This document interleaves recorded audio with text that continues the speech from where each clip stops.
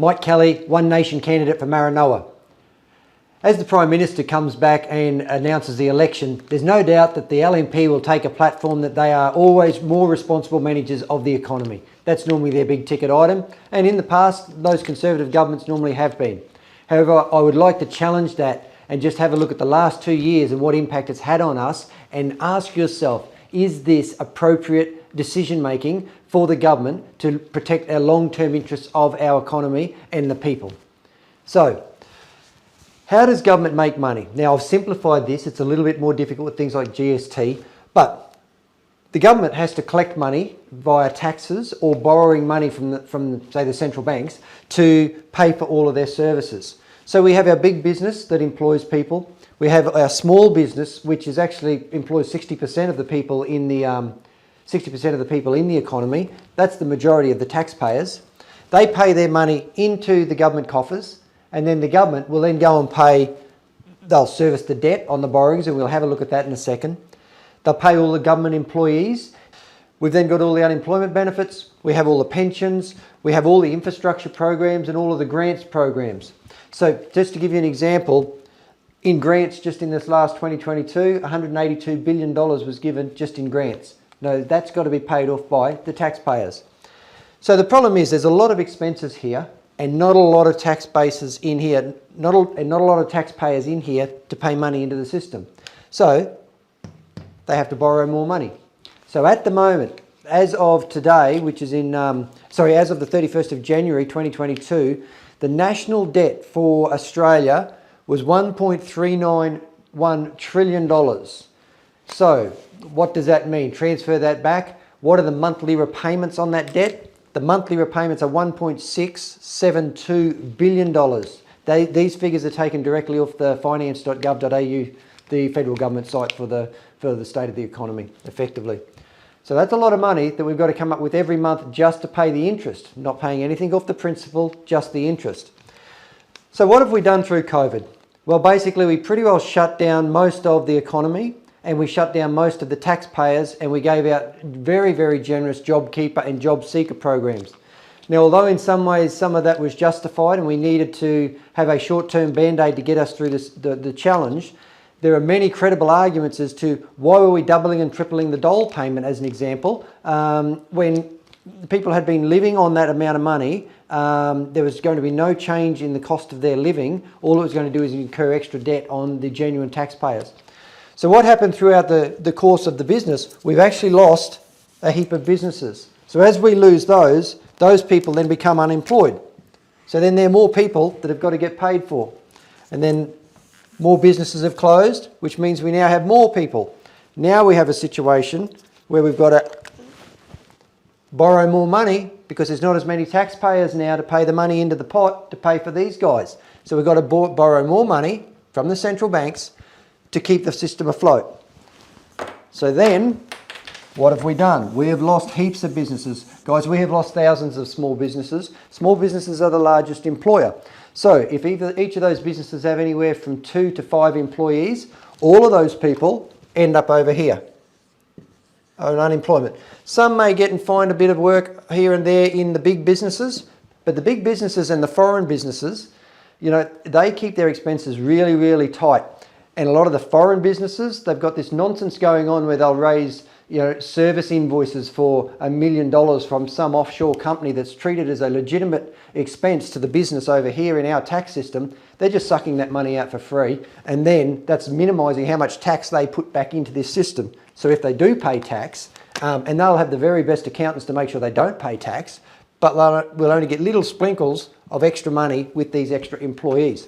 So it's something that we need to keep in mind.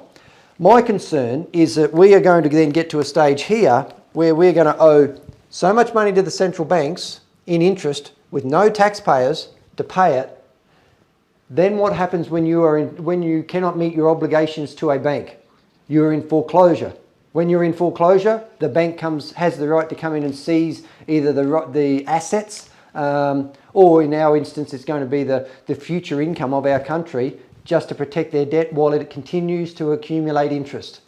So I don't think that's been a very responsible decision for them to manage the economy. But let's look at the data that they use to justify all of those decisions and put everything in. And we have to do it around the issue of COVID. I know we're all fatigued by COVID, but it's been a very good magnifying glass to show us how they do anything is how they do everything. So this was our population of Australia, 25 million people. This is the amount of people, as of the 1st of February, this is the amount of people that caught COVID, 2.1 million people. Of the people that caught COVID, so we're taking that, expanding that out here. So this is then all the COVID deaths. If you were over 70, and you know, people were definitely dying from COVID, we cannot dispute that, and it is sad for every death, clearly sad. So we're not, in no way am I trying to reduce or desensitise the impact of that. I'm just trying to use the numbers that they would have used to justify it, because there are many, many thousands of other people that have been impacted because of the decisions made. So if they're over 70, they had a 2% chance of dying. Now, if they're over 70, they're probably not taxpayers. We did definitely need to protect the most vulnerable, which is in that age group. But if you were under 60, the chance of death rate or serious injury was 0.2% chance. All of our taxpayers had a 0.2% chance of dying, which meant you had a 99.8% chance of recovery. What they've done is they've closed all of that down. What the figures have also revealed is if we go and, whether we go this figure here or this figure here, expand that out to being 100%, the Australian Bureau of Statistics have just proven, and this data was available 18 months ago. It was consistent then, the numbers are consistent now. 91% of the people who died from COVID had other pre-existing comorbidities. So things like advanced leukemia, dementia, advanced lung cancer. But if we dig in a little bit deeper to those figures, the median age of COVID deaths in Australia is 86.9 years old. The life expectancy of the average Australian is 83.5 years old. So we're not in any way making any assertions there. All we're saying is that the majority of the people that died had already lived longer than what the average Australian would normally live. What is also interesting is from the Australian Bureau of Statistics figures, they were saying that 60% of the people that died in the old people's homes, which is where the majority of our deaths were, unfortunately, but 60% of those people already were on an end-of-life plan before COVID even hit. They were in their last stages of their time anyway. But the government has used this data to create this fear campaign, to stimulate everything, to shut all the businesses down that are in this section, close these businesses down, shut our taxpayers down, increase our debt to $1.4 trillion. The other thing that the ABS come out, and I think this is quite a disturbing figure. This is from last week. They have calculated that there have only been 83 people in the whole 2-year period that have genuinely died just from COVID.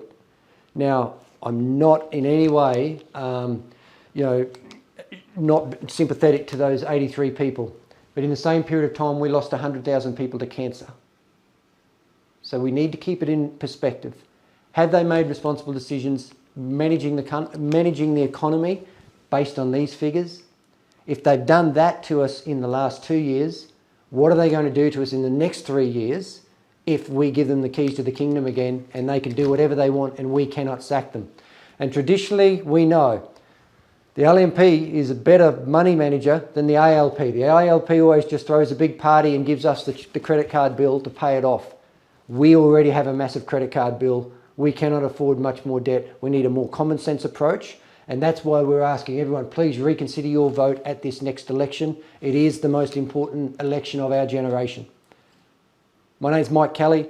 I'm the Maranoa candidate for One Nation. This video is authorised by Mike Kelly, One Nation candidate for Maranoa, 87 Yangan Killarney Road, Yangan, Queensland 4371.